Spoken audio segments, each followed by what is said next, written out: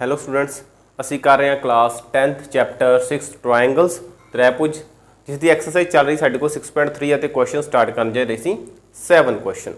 ਸੋ ਜਿਸ ਦੇ ਵਿੱਚ ਗਿਵਨ ਹੈ ਸਾਡੇ ਕੋਲ ਇੱਕ triangle ABC। So where is triangle ABC? A, B and C।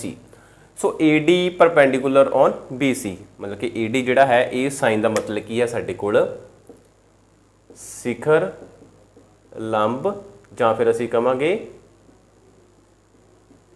Perpendicular.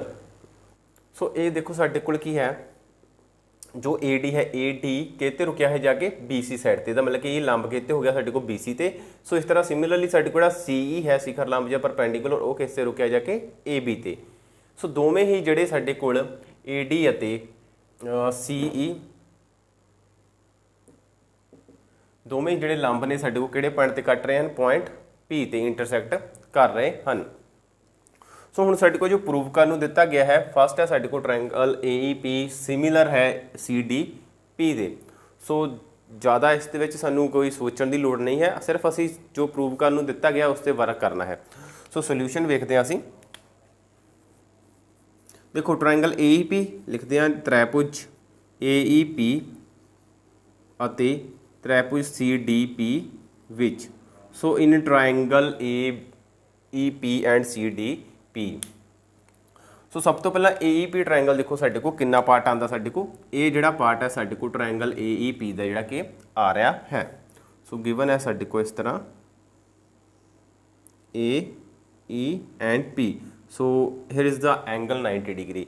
सो इत्थे साडे को E ते किहड़ा एंगल है 90 डिग्री दा, क्योंकि जो भी साडे कोल शिखर लंब जिहड़ा हुंदा है वो किन्ने दा एंगल बनाता है साडे को 90 डिग्री का।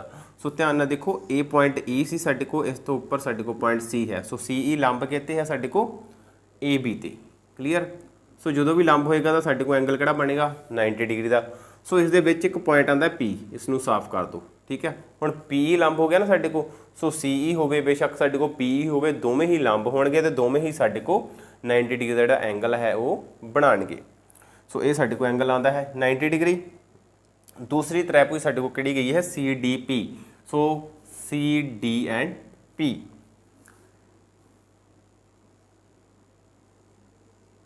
ये साडा C है, ये पॉइंट है साडा D अते ये पॉइंट है P। सो इत्थे साडे कोल एंगल है वो 90 डिग्री बन रहा है, क्योंकि जदों भी साडे कोल लंब हुंदा है तो 90 डिग्री का कोण जां राइट एंगल जिहड़ा कि वो बनदा है। हुण इन्हां दोवें ट्रायंगल्स दे विच साडे कोल की सिमिलर आ रहा है, असीं वेखदे हां। सो सब तो पहला देखो दोवां दे विच एक 90 डिग्री का एंगल है। So angle E is equal to है angle D। So is equal to ये मतलब कि 90 डिग्री दे। सो दोवें कोण 90 डिग्री के बराबर आ गए। इस तो बाद देखो साडे कोल ये पॉइंट आ रहा है साडे को P अते ये भी साडे को पॉइंट आ रहा है P। इसदा मतलब कि दोवां दे विच एंगल P जिहड़ा साडे को आ रहा है। सो देयरफॉर असीं लिखदे हां angle APE is equal to हो जाएगा एंगल साडे कोल CP अते D दे बराबर। हुण ये साडे को दोवां दे विच एंगल P आ रहा है। हुण थोड़ा जिहा असीं P ते इस साइड ते वेखदे हां। साडे को एक लंब तां A सी साडे को AD, दूसरा साडे को इस तरह आंदा सी C अते E। सो दोवें कित्थे कट रहे सी पॉइंट P ते। हुण जदों साडे को P पॉइंट ते कट रहे हैं तो साडे को दो रेखावां दिस रही हैं AD अते CE। सो दोवें साडे को एक काटवीआं रेखावां हो गई। सो देयरफॉर जदों साडे को काटवीआं रेखावां हुंदियां तो उन्हां दे साडे को शिखर सन्मुख कोण जां वर्टिकली ओपोजिट एंगल जिहड़े हुंदे हन वो बराबर हुंदे हन। AE AD अते CE काटवीआं रेखावां ਹਨ। सो जो काटवीआं रेखावां ਹਨ इसलिए एक एंगल ये बन रहा है, एक एंगल ये बन रहा, साडे को आ जाएगा angle AEP is equal to हो जाएगा एंगल CPD। सो नाल लिख देंगे असीं शिखर सन्मुख कोण, मतलब कि वर्टिकली ओपोजिट एंगल्स। इसलिए त्रिभुज AEP समरूप होएगी त्रिभुज CDP दे। इसलिए साडे को कसौटी किहड़ी लग जाएगी सिमिलर ट्रायंगल्स दी ए समरूपता त्रिभुज कसौटी तो सो साडे को क्राइटेरिया जिहड़ा यूज होया ए। सो फिर साडे को पार्ट जिहड़ा आंदा है साडा second part. So first part complete, second इसलिए असीं लिखांगे ट्रायंगल ए बी डी अते ट्रायंगल सी बी ई विच। हुण सब तो पहला असीं अपनी जिहड़ी ट्रायंगल है ए बी डी वेखांगे की बनदी है साडे को। देखो इस तरह साडे को दिता गया डी पॉइंट ते इधर है साडे को बी, ए बी अते डी। सो इधर साडे को बन रहा है 90 डिग्री का एंगल। सो 90 डिग्री साडे को दोवां साइड ते बनेगा, ठीक है, इधर भी ते इधर भी। दूसरी साडे को दी गई है C B E. So C B and E ये साडे को आ जाती है सी बी अते ई। सो इत्थे साडे को फिर 90 डिग्री का एंगल है। सो इसलिए दोवां दे विच साडे को एक 90 डिग्री का कोण जिहड़ा वो आ रहा है। Angle D is equal to angle E. So दोवें जिहड़े साडे को कहते बराबर हैं 90 डिग्री के। हुण देखो दोवां दे विच एक पॉइंट आ रहा साडे को बी बी। सो इसदा मतलब दोवें च बी कोण आ रहा तो ये साडे को कॉमन हो जाएगा बी बी। सो एंगल साडे को आ जाएगा एंगल ए बी डी बराबर होएगा एंगल। सो ध्यान नाल समझना ए पॉइंट ए साडे को देखो लाइन है ए, इत्थे पॉइंट आंदा ई, इत्थे आंदा बी, ठीक है। सो इस साइड ते साडे को आंदा डी। सो डी दोवां दे विच आ रहा है, डी इधर भी है साडे को, ते जिहड़ी ये बी सी है इहदे विच भी साडे को डी जिहड़ा इत्थे वो आ रहा है। सो इत्थे ए पॉइंट आ रहा है। सो साडे को एंगल ए बी डी भी बन रहा है तो एंगल ई बी सी भी बन रहा है, क्योंकि जे ई ते सी नूं हटा दईए असीं ए डी ते आ जाएंगे। जेकर असीं डी ते ए नूं हटा दिंदे हां तां असीं एंगल जिहड़ा वो किहड़ा बन जाता है ई बी सी। सो इसलिए एंगल ए बी डी बराबर हो जाएगा एंगल ई बी सी दे, जिसनूं असीं लिखांगे सांझा कोण जां फिर कॉमन एंगल। सो इस तरह साडे कोल दो एंगल बराबर आ गए, इसलिए ट्रायंगल ए बी डी समरूप होएगा ट्रायंगल सी बी ई दे। सो जिहड़ी साडे को कसौटी लग जाएगी साडे को वो लगेगी ए समरूपता त्रिभुज कसौटी। सो ये साडे को जो क्राइटेरिया आ गया। सो ये सी साडे को पहले दो पार्ट। सो हुण वेखदे असीं अपना जिहड़ा पार्ट थर्ड दे विच साडे कोल की है।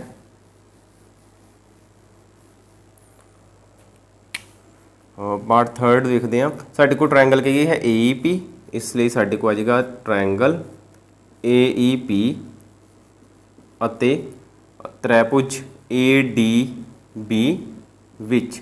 सो सब तो पहला ये देखो कि ए ई पी किस साडे को बन रही है। सो जिहड़ा साडे को पॉइंट ए है ये दिता गया ई है अते पी है। सो साडे कोल आ गया ए ई अते पी। सो इधर साडे को 90 डिग्री का एंगल है, नाल है A D B. So A D and B ये साडे को ए बी। सो ए साडे को आ गया D point A D B. So A साडे को 90 डिग्री क्लीयर। सो इत्थे सिर्फ साडे को आ गया एंगल ई बराबर आ गया एंगल डी दे। सो जिहड़ा साडे को आ गया इज इक्वल टू 90 डिग्री। सो इस तो बाद साडे कोल की आंदा है एंगल। देखो इधर भी ए एंगल है, इधर भी ए एंगल है, साडे को दोवां च ए दिता गया है। सो एक लाइन है साडे को जिहड़ी कि ए बी है। सो इस दे विच ही पॉइंट ई आंदा है। सो एंगल साडे को ई ए डी भी हो सकता है तो एंगल बी ए डी भी हो सकता है, क्योंकि जिहड़ा ई पॉइंट है वो ए ते बी दे विचकार आ रहा है। मतलब कि जिहड़ा बी पॉइंट है वो ए ई तो पास हो के जिहड़ा कि आंदा है। सो इसलिए साडे कोल की आ जाएगा एंगल आ जाएगा साडे को E A P P is equal to साडे को हो जाएगा B A D. B A D देखो ए पी ਅਤੇ डी भी साडे को इक्को ही रेखा ਦੇ ਵਿੱਚ ਜਿਹੜੇ ਪੁਆਇੰਟ ਦਿੱਤੇ ਗਏ ਹਨ। ਇਸ ਲਈ ਜਦੋਂ ਪੁਆਇੰਟ ਸਾਡੇ को ਇੱਕੋ ਹੀ ਰੇਖਾ ਦੇ ਵਿੱਚ ਦਿੱਤੇ ਗਏ ਹੋਣ, ਇੱਕ ਹੋਣ, ਦੋ ਹੋਣ, ਤਿੰਨ ਹੋਣ, ਸੋ ਜਿੰਨੇ ਵੀ ਪੁਆਇੰਟਸ ਹੋਣ, ਸੋ ਕਿਸੇ ਵੀ ਪੁਆਇੰਟ ਤੋਂ ਅਸੀਂ ਜਿਹੜਾ ਕਿ ਐਂਗਲ ਜਿਹੜਾ ਲਈਏ ਤਾਂ ਉਹ ਸਾਡੇ ਕੋਲ दूसरे भी पॉइंट तो एंगल लईए तो साडे कोल दोवें जिहड़े कि बराबर होणगे। सो इस तरह साडे कोल दोवें बराबर आ गए। ये साडे कोल आ गया सांझा कोण जां जिसनूं असीं लिखदे हां कॉमन एंगल। सी ये लिख लेंगे कॉमन एंगल नूं असीं। इसलिए त्रिभुज AEP समरूप है त्रिभुज ADP दे। कसौटी साडी कोल आ जाऊगी AA समरूपता त्रिभुज तो त्रिभुज कसौटी तो। So AA similarity of triangle criteria.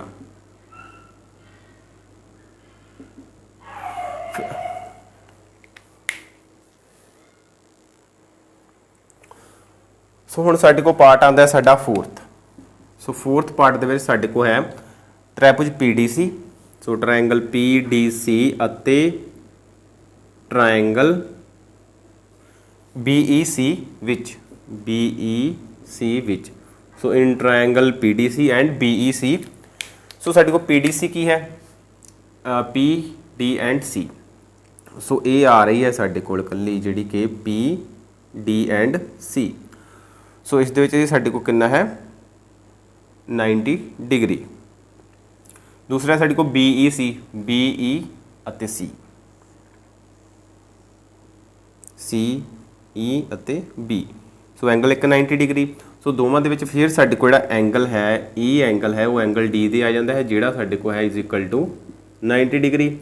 सो उस तो बाद साडे कोल की है एंगल C। देखो साडे कोल इस दे विच भी है ते इहदे विच भी एंगल C आंदा है। सो एक लाइन देखो ए वाली जिहड़ी साडे कोल है CP अते E। सो फिर साडे कोल दोवें पॉइंट जिहड़े एक लाइन दे विच आ रहे हैं, ठीक है ना। सो एंगल EC इस साइड ते कोई भी बन जाए, इधर D है साडे कोल, इत्थे की है B। सो दोवां दे एक च D आंदा है एक च B आंदा है। इस साइड ते भी साडे कोल दो पॉइंट आंदे हैं। सो ध्यान नाल समझो, देखो ये वाला एंगल एक एंगल ये बन गया साडे कोल। ये किहड़ा एंगल बनया साडे कोल PCD। So angle PCD is equal to इन्हां पॉइंट्स नूं थोड़ा अगे तक लै जाओ, ये B बन जाता है साडे कोल, ये A है, इन्हां नूं हटा दिंदे आ विचों तो साडे कोल एंगल किहड़ा बन गया ACB इज इक्वल टू हो जाएगा एंगल ACB।